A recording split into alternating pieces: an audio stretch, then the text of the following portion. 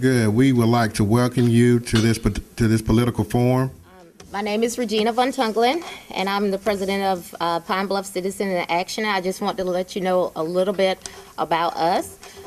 One of our primary goals is opportunity to learn. All right. I have the privilege of bringing up our moderator, Judge Wayman Brown, currently serves on the Arkansas Court of Appeals. We have the awesome responsibility in this country of picking our leadership. That has not always been the case for all of us, and is not the case in every part of the world. We get the leadership that we choose. This is our opportunity to hear from those candidates. Begin with a 2-minute opening statement from each candidate. State Senate District 25, we'll go there first. It's incumbent Senator Stephanie Flowers and Representative Ephraim Elliott. Senator Flowers, I don't see, is Representative Elliott here? He's not. So, Senator Flowers, the floor is yours, 2 minutes. Thank you. Thank you, and good evening. I want to first thank the Pine Bluff Citizens in Action for holding the forum. I'm always glad to present myself and help to inform the voters. Gives me an opportunity also to interact with you, and I look forward to speaking with you after. My name is Stephanie Flowers. I am the incumbent senator. I'm in District 5 now, and because of redistricting, the new district that I will be running for is 25. It's 6 counties in southeast Arkansas. It goes all the way from Jefferson County to the Mississippi River over in Phillips County. I've served in the capacity as a representative for 3 terms, the maximum number of terms.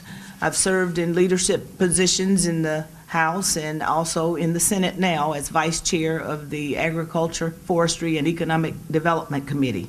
I am committed to excellence in public education in Arkansas. I am committed to having good quality communities, economic growth within our district, and I look forward to serving you all. I ask you for your vote again. Thank you.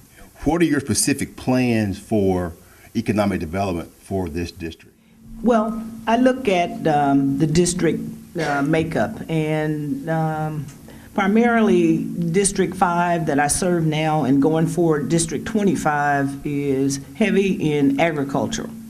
And so to me, it's a matter of making sure markets are open for agri products to move, and we are in a global economy now, so it's very important that we do what we can to make sure our farmers have the support that they need, and all the byproducts that go with farming and the products, the crops that come from the farms, and open and make sure we get them into the markets.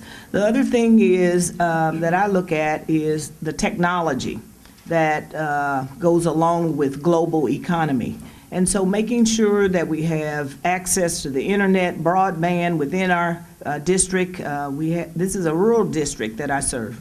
And so that's the kind of thing, plus education. Thank you. Thank you, Senator Flowers. These are the members running for the General Assembly. We'll start this time with Senator Flowers. What are your requirements or goals on how you're going to keep or have been keeping in contact with your constituents in your district while you serve in General Assembly? 1 minute. Thank you. I basically try to make myself available. My office is here in Pine Bluff. It's a matter of record on the website.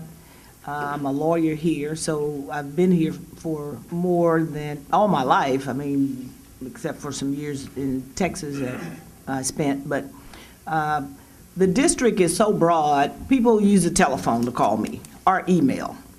And I likewise use email and telephone. I try to travel within the district. I think I've been to every county and most communities in my district that I've served in District 5 since elected in 2010. I remember going over to Elaine, and the people over there really appreciated seeing their senator and remarked that that was the first time they ever had a state senator to come there. So I was really glad to do that. I treasure the contact and the relationship, the talking and discussions that I have with my constituents. So I encourage all of my constituents, when you have a question or concern, to either call me or email. Thank you. I'll stay with you in a state question that I've received, because you're both incumbents, you and Senator Flowers. How much state turnback money have you received in your career? And how has the district benefited from those monies? Senator Flowers, how have you used your GI money? Yeah, and it is GIF money, general improvement funds, not turnback, because turnback is something that goes straight to the cities and counties based on sales taxes. But the GIF, I think in my first term in the House, the freshman legislators, we were maybe, we had about $100,000. And one of the big, I think, achievements and that I'm proud of that year in 2005, we helped to restore the big rec building here in Pine Bluff. And since that time, I've had funding to go to rural fire departments, information technology centers, like over in Dumas this year, the fire department over in Alzheimer, in Lakeview, in Elaine, over at St. Charles. We got new tankers on the water tanks. That's an important aspect of the rural community, to have fire protection services. But there are other things that I've done, youth services, after-school programs, senior citizens, and just a whole lot of things. This is members running for the General Assembly. The specific question is, what would you do about prison overcrowding? We have 16,000 of our citizens in Arkansas in prison right now, as we sit here, at a cost of about $600 million a year, I think it is. I'll start with Senator Flowers. You mentioned the Reform Act we passed last session. How would you attack the prison overcrowding issue in Arkansas? Do you think the Reform Act's enough, or what else can be done? I think we need 2 minutes. We should have more than that reform bill that we passed in 2011. That provided for putting fewer people who violate Arkansas law in our Arkansas Department of Correction or the Department of Community Correction, but it didn't provide what to do with them. And it didn't provide funding for assisting people. And I look at my community in the district that I serve, it's a high level of poverty, high level of illiteracy, and it's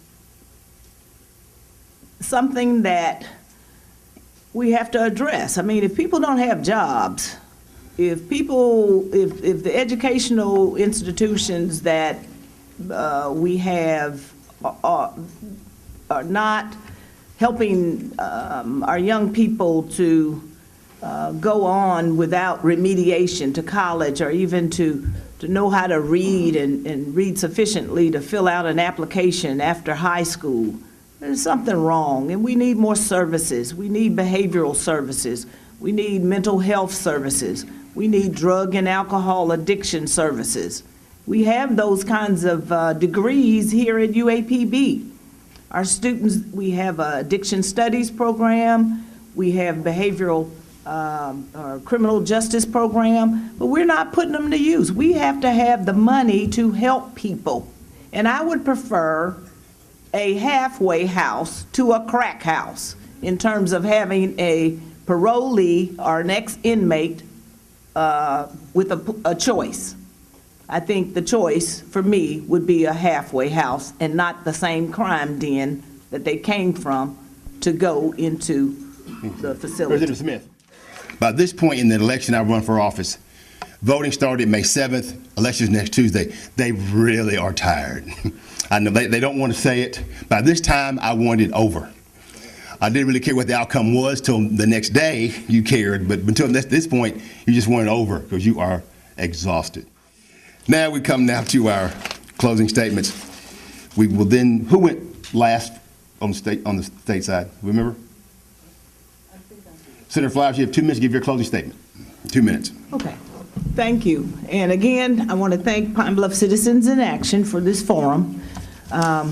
Like the moderator, Judge Brown, said earlier, I am tired. And the campaign, I like public service, and I think I've done a good job. I don't know that I've done a good job tonight to tell you all the things that I've done. When I've listened to some of the questions after I responded, there are lots of things that I would have wanted to share with you. And I wanted to make sure that you understand that I care about Arkansas. I care about this district that I'm running for.